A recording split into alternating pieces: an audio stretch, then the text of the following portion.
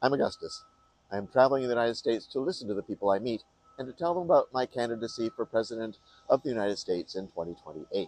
I'm here in Albany, New York, at the state capitol. This building represents a state defined by its unmatched diversity, its role as the economic engine of the world, and a legacy of ambition that stretches from the Hudson Valley to the Great Lakes.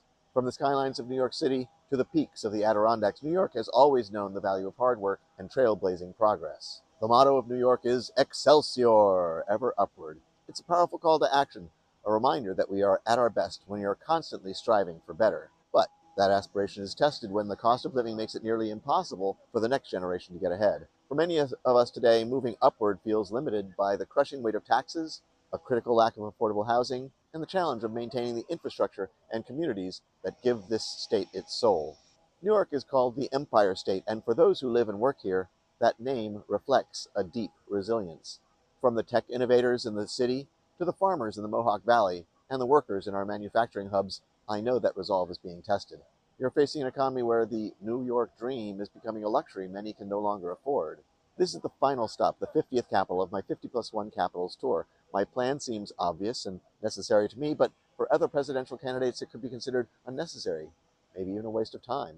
The plan was to visit every capital in this country over the course of about 60 days. Today is day 59. The plan wasn't to give motivational speeches, but to listen. I wanted to hear about the struggles of keeping New York's diverse regions connected. I wanted to hear about the child care crisis and why, despite your hard work, the dream of a stable future feels like it's slipping through your fingers. My priority isn't asking you to carry more, it's making sure that we take the weight off of your shoulders. Unfortunately, it seems like we're currently being led by people who only care about the next 24 hours while you're focused on the next 24 years. They're focused on their bank accounts while you're focused on feeding your family. To lead in New York, you have to be honest enough to say what everyone already feels when the subways are aging, the upstate farms are struggling, and the bills keep climbing while services dwindle. Something is broken. New York was built on the idea of bold vision and mutual respect. But today, even the most solid ground feels like shifting sand. You're doing everything right, and yet, at the end of the month, you're no further ahead. To lead the whole country, you have to know the whole country, and you can't know the country from a high-flying jet, a speeding motorcade, or a gilded office in D.C.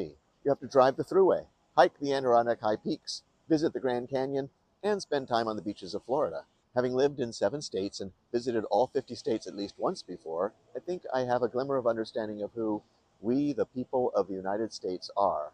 But you can never stop learning. That's why I'm visiting each state again and why I will continue to do so both during my campaign and during my time in office.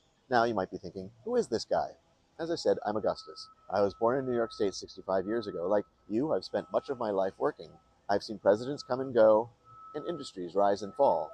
And I've seen is the people who actually make this country run are treated as sheep or cattle. We've stopped looking at the person behind the work, and it's time we started seeing the human being again. You may be asking yourself, is he qualified?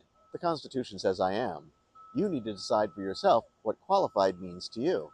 For instance, for me, qualified means helping as many people as I possibly can as President of the United States. Think about the people who meet in this capital and in Washington, D.C. How many of them are qualified in your eyes?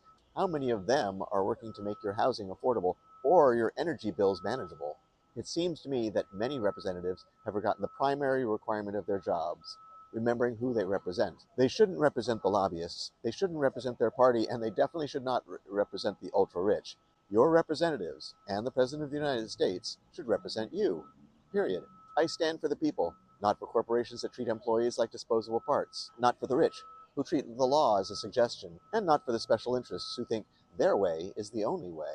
I believe in a land of freedom and opportunity. Why consider an unaffiliated, unconventional, independent candidate like me?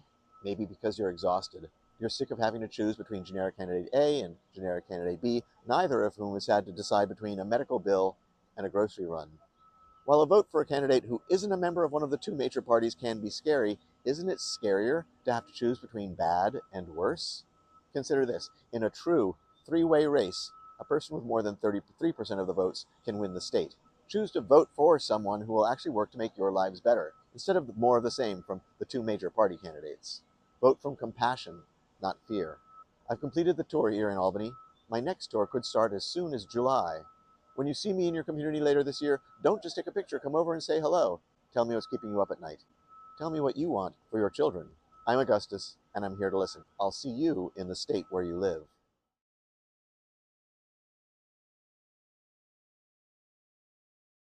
Going to try to get this done in between bursts of wind. Albany capital. Delete. Blah, blah, blah. Scratch, scratch, scratch.